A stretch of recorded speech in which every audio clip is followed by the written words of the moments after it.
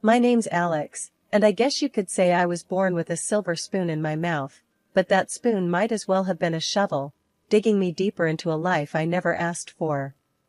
My twin sister Emma and we grew up in a mansion with more rooms than reasons to laugh. Dad co-owned a tech company that was the talk of the town, and Mom, well, she ran the household like a tight ship, her only job making sure Emma and I lived up to the family name. From the get-go, it was clear Emma was the star. Straight A's, head of her debate team, and a whiz at chess. Me? I could barely keep up with the multiplication tables. But that didn't stop Dad from pitting us against each other, like some twisted version of Survivor where the loser got grounded from life's little comforts. Dad, why can't I just quit math club? I hate it, I'd moan, dragging my feet through our marble-floored hallway. Quit? Winners don't quit, Alex. You think life's gonna hand you everything on a silver platter? Dad would scoff, never looking up from his evening paper. But Emma's better at it. I wanna try music, I'd protest, hoping for a sliver of support. Music? That's a hobby, Alex. It won't pay your bills or keep this roof over your head, he'd snap back, his voice echoing off the high ceilings, dismissing my dreams like crumbs from the dinner table. Emma, bless her, she tried to be the peacemaker, but even she couldn't bridge the gap widening between us. Alex, just play their game for now. We'll figure it out, she'd whisper, her eyes scanning the room for eavesdropping ears. But playing the game meant endless tutors, extra classes, and competitions where my only trophy was the title of the other twin. My parents had our lives mapped out, Princeton for college, then a cushy spot at Dad's company. A perfect plan for the perfect daughter. Only problem? I wasn't her. One evening, the whole charade came crashing down at the dinner table. Dad was going on about Emma's latest achievement, some national science fair, while I poked at my food, wishing I was anywhere but there. Alex, why can't you be more like your sister? Look at her, making us proud, Mom chimed in, her voice sharp enough to cut through the tension. I slammed my fork down, my patience finally snapping. Maybe, 'cause I don't want to be her. I'm sick of math and science and all this crap. I want music, not this. The room went silent. Dad's face turned a shade I'd never seen before. He stood, his chair scraping against the floor like a warning bell. You think you have a say in this? You'll do as you're told, or you can find yourself another family who'll put up with this nonsense, he bellowed, his voice booming. Tears stung my eyes, but I refused to let them fall. Emma looked at me, her face a mix of sympathy and fear, a silent plea to just back down. But I couldn't. Not anymore. My house felt more like a battleground than a home, thanks to Dad's philosophy, competition breeds success. He wasn't just talking about business, no, he made sure Emma and I lived it. Every grade, every award was another round in the ring, and more often than not, I was on the losing end. One morning, I remember walking down to breakfast, the smell of pancakes filling the air. It should have been a good start to any day, but not in our house. Not when report cards had come in the day before. Look at this, Dad said, waving Emma's report card in the air like he'd won the lottery. Straight A's. Emma, you're setting the bar high. Emma, sitting prim and proper, just nodded, a small smile on her face. She was the good daughter, after all. And then we have Alex, Dad continued, his tone dropping as he tossed my report card on the table. A couple of B's and C's stared back at me, mocking me. I grabbed a piece of toast, not hungry but needing to do something with my hands. Yeah, so? It's not like I failed. Dad's eyes narrowed. Not failed? Alex, in this family, it's A's or nothing. You know the rules. The rules. More like Dad's law. Emma got the new clothes, the special treatment, and there I was, wearing the same jeans I had for the past year, the fabric thinning but not as much as my patience. I don't get it, Dad. It's just a couple of grades. Why does everything have to be a competition? I asked, my voice rising.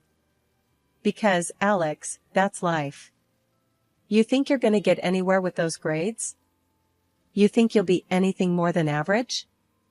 Dad shot back, his words like daggers. Emma tried to play peacemaker, as always. Dad, maybe if we helped each other out more, instead of competing, we could both do better. Dad scoffed, helping? No.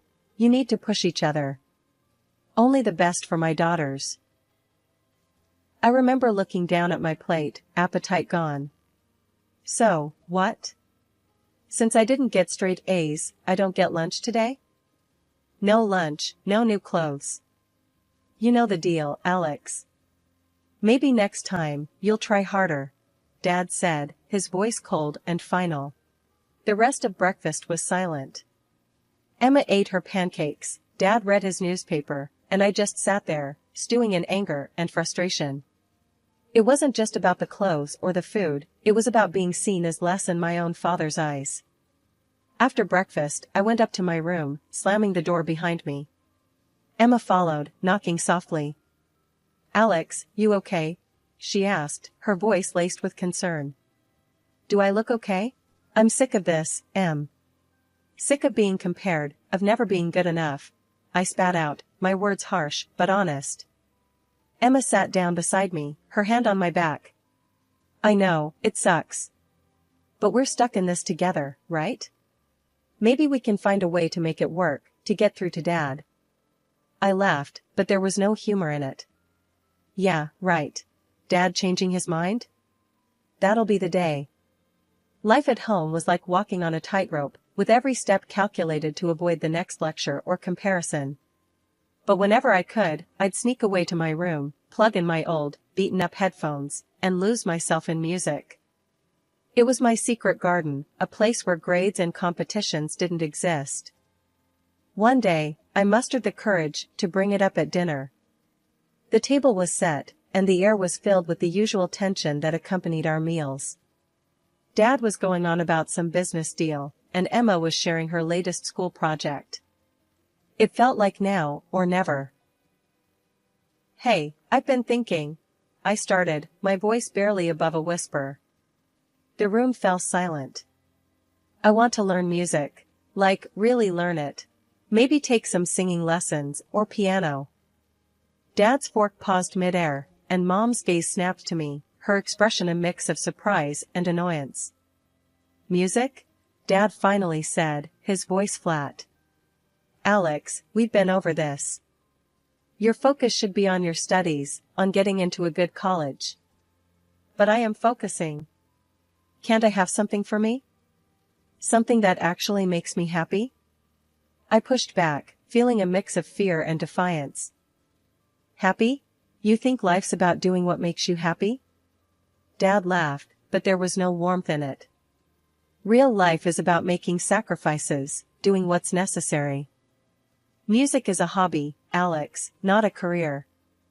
Emma glanced at me, her eyes filled with a silent apology. She knew how much this meant to me, but she also knew arguing with Dad was like talking to a brick wall. I don't see why I can't do both. Study and music, I argued, feeling the heat rise in my cheeks. Because I said so, Dad shot back, his voice rising. We're not spending money on some whim when you should be improving your grades. End of discussion. Mom nodded in agreement, her usual stance. Your sister is setting the example, Alex. Why can't you just follow her lead? The rest of dinner passed in silence. I barely touched my food, my appetite gone with my dreams. Later, Emma came to my room, knocking softly. Alex, don't let them get to you. You're talented, and you know it, she whispered, sitting on the edge of my bed. Talented? Right. If I was, they'd actually listen to me, I mumbled, staring at the ceiling. It was the end of what felt like the longest year ever. School was a blur of exams, essays, and endless lectures about our future, specifically, a future my parents had mapped out for us. For Emma, it seemed like smooth sailing. For me? A shipwreck in slow motion. I was in my room, trying to drown out the world with some music, when Emma burst in, her face flushed with excitement. "Alex, the letters came." My heart sank. College acceptance letters.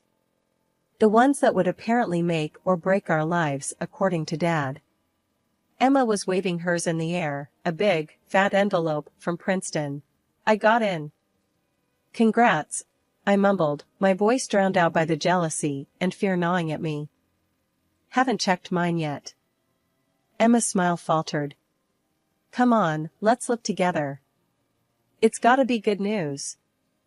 We found my letter, a thinner envelope that felt like it weighed a ton. I opened it with shaking hands, scanning the words quickly before they blurred into nothingness.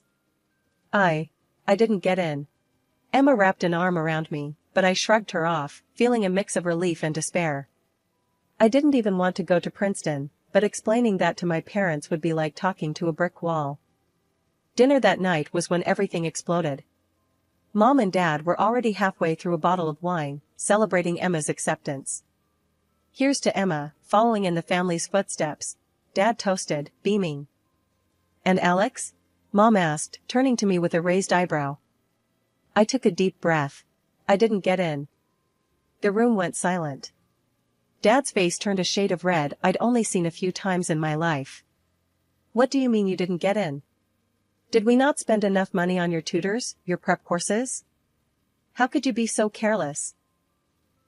"I tried, okay? Maybe Princeton just wasn't the right place for me," I shot back, my voice rising. "Not the right place? Do you hear yourself? You've embarrassed us, Alex." "Thrown away every opportunity," Dad yelled, slamming his fist on the table. Mom chimed in, her voice cold and sharp. "We expected better. Your sister managed just fine. Why can't you?" "That's enough." I stood up, my chair scraping loudly against the floor. I never wanted Princeton. I never wanted any of this. I want music, not some business degree. Dad looked like he might explode. "Music? Is that your excuse? You're a disappointment." I felt something inside me snap. "Fine. If I'm such a disappointment, maybe I shouldn't be here at all." Dad's eyes narrowed. "Is that so? You think you can make it on your own? Fine. There's the door. Don't come back begging when the real world chews you up and spits you out." After the showdown at home, I didn't have much of a plan, just a bag of clothes and a heart full of broken dreams. But there was one person who had always been my anchor in the stormiest seas, Grandma Jean. She lived states away, a fact that seemed more like a blessing now. It meant distance from the chaos of my current life. I scraped together what little money I had and bought a train ticket. The journey was a blur, each clickety-clack of the train tracks a step further away from my old life. When I finally made it to Grandma Jean's, I was a mix of relief and exhaustion. Her house, with its familiar cozy warmth, felt like a safe haven for the first time in forever. I spilled everything to Grandma the moment I walked through the door, the fight, leaving home, my dreams of music. She listened, her brows furrowing and unfurrowing, her lips pressed into a thin line now and then. "Alex, you've always been the brave one," she said, her voice soft but firm. "Staying true to yourself in a world that wants to change you, that takes guts." "But what do I do now, Grandma? I feel like I've just jumped off a cliff without knowing if there's water below," I confessed, feeling the weight of my choices. Grandma Jean chuckled, the sound warm and comforting. "Well, you swim, darling. You swim hard. And about this music dream of yours, you said you applied to a music institute?" I nodded, a flicker of hope igniting in my chest. "Yeah, in secret. I even got an audition date set before everything blew up." Grandma's smile then was like the sun breaking through clouds. "Then that's what we'll do. We'll go to that audition, and you'll show them just how bright you can shine." The idea was terrifying and exhilarating all at once. But I barely know the first thing about auditioning. What if I mess it up? "Then you'll learn," and we'll try again. But something tells me you won't need to, she said, her confidence in me a stark contrast to the doubts swirling inside my head. The day of the audition came faster than I thought possible. Grandma Jean and I went to the institute together, her hand on my back, a steady presence. Walking into that audition room felt like stepping onto a battlefield, my nerve soldiers ready to turn tail. But then I sang, my voice steadier than I felt, pouring every ounce of emotion I had into the notes. The room was silent for a heartbeat after I finished, a silence so complete I feared I'd failed before one of the teachers finally spoke. Your voice, it's quite remarkable. Clear, emotive, and strong. You've got a raw talent that's hard to come by, one of them said, and just like that, the weight lifted. I had done it. I was in. As we walked out of the institute, Grandma Jean's arm around my shoulders, I felt lighter than I had in years. You did it, Alex. I'm so proud of you, she said, her voice thick with emotion. The buzz of the first few weeks at the Music Institute was something else. Every day felt like I was walking on air, surrounded by music, by dreams like mine, but unique in their melody. Grandma Jean was my rock, making sure I didn't float away into the clouds of my newfound world. One evening, as I was noodling around on the piano in the common room, trying to get a feel for a tune that had been stuck in my head, a couple of guys walked in. They looked about my age, carrying guitars and a sense of purpose. Hey, that's pretty good. You got a name? One of them, a tall guy with a mop of curly hair, asked. Alex, I replied, a bit taken aback by the sudden company. I'm Luke, and this is Mark. We're trying to put together a band, and we need someone who can handle the keys. You interested? Me? In a band? The idea seemed as far-fetched as flying to the moon. I don't know. I've never really played with others before. Luke grinned. Perfect. Neither have we. It'll be a grand adventure. Grandma Jean thought it was a fantastic idea. You need to mingle, make friends, and what better way than through the universal language of music? So, I joined Luke and Mark, and we started jamming together, finding our sound in the clash and harmony of our instruments. It was raw, exhilarating, and utterly terrifying all at once. One day, after a particularly good session, Mark, ever the dreamer, said, "We should record some of this stuff. Put it out there, see what happens." Out there, as in the internet? I asked, skeptical. Do you think anyone would even listen? Luke's confidence was infectious. Why not? We've got something good going here. Let's share it. So, we did. We recorded a couple of songs, rough around the edges, but full of heart, and uploaded them online. I didn't expect much, why would I? But then, something crazy happened. People listened. Not just a few, but thousands. Then tens of thousands. The comments poured in, everything from "this is amazing" to "who's the girl on the keys? Her voice is incredible." I couldn't believe it. We had struck a chord, and suddenly, our little band wasn't so little anymore. Local gigs started coming in, each venue bigger than the last. The first time we played live, my hands were shaking so much I could barely hit the right notes. But as the music flowed through us, as I looked out at the sea of faces illuminated by the stage lights, something clicked. This was where I was meant to be. After one show, a guy in a suit approached us, a slick smile plastered on his face. "You kids have got talent. Ever thought about going professional?" We exchanged glances, the unspoken question hanging in the air. Were we ready for this? Grandma Jean's advice was simple. Take the chance, Alex. You've got nothing to lose and everything to gain. Just remember who you are, and don't let the glitz blind you. So, we took the plunge, signing a deal that seemed too good to be true. The gigs got bigger, the crowds louder, and our music spread like wildfire.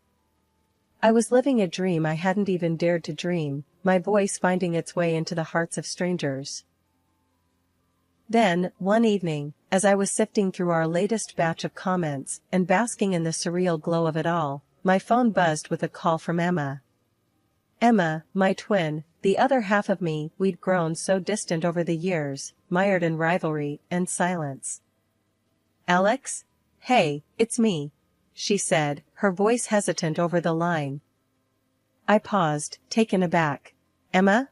Wow, hi. What's up? I saw you on YouTube, with your band. You were amazing, Alex, she confessed, and I could hear the sincerity in her voice, a stark contrast to our last cold exchanges. A warmth spread through me. Really? You think so? Thanks, Em. That means a lot, coming from you.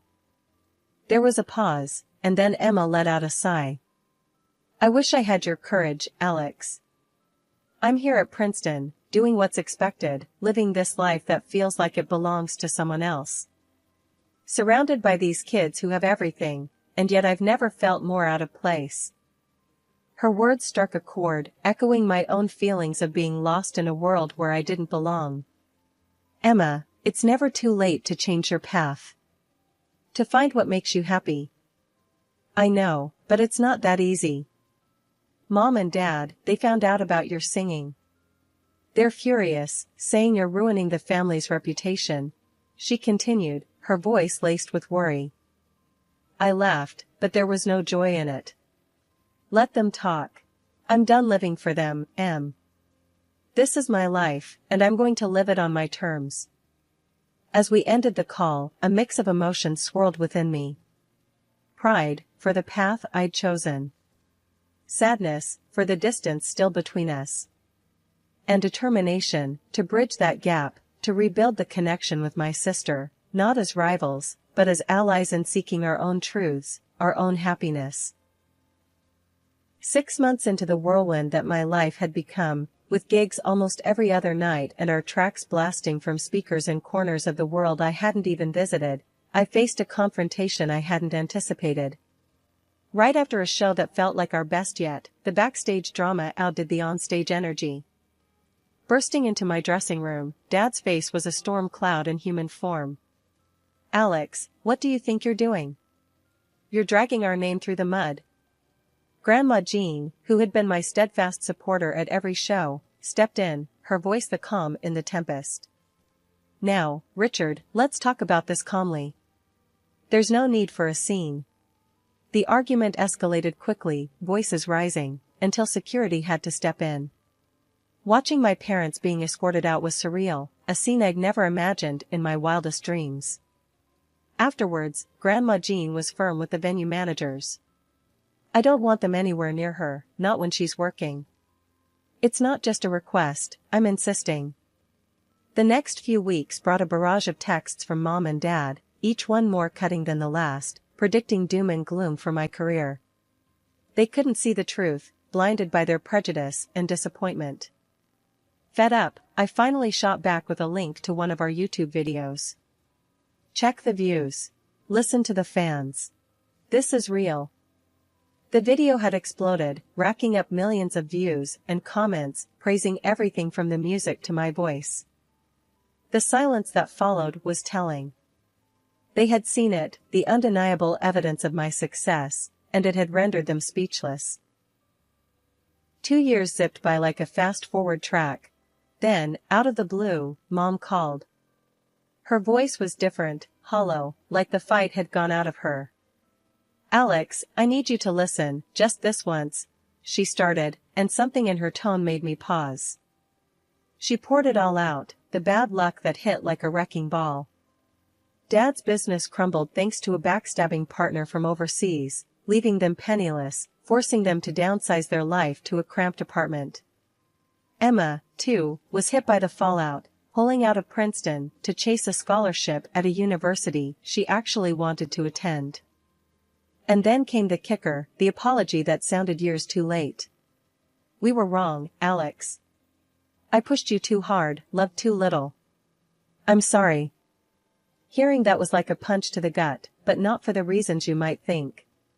I was over the anger, past the resentment. Mom, I I can't do this. It's too much water under the bridge. But life had a way of moving on, and so did I. Emma called next, her news a bittersweet mix. She was moving, transferring to a university close by. Looks like it's going to be us Three Musketeers again, she said, her voice bright, trying to lift the mood. My music was my escape, my world where I could control the narrative. With Grandma's encouragement and a stroke of luck, I landed a deal with a record label that believed in my vision.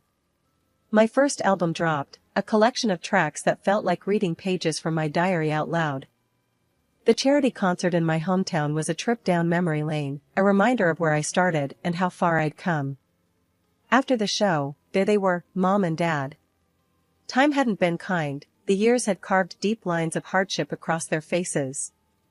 They wanted to talk, probably to bridge the chasm that had opened up between us, or maybe, as I suspected, because they were in need. I watched them for a moment, a flood of memories washing over me, before turning away.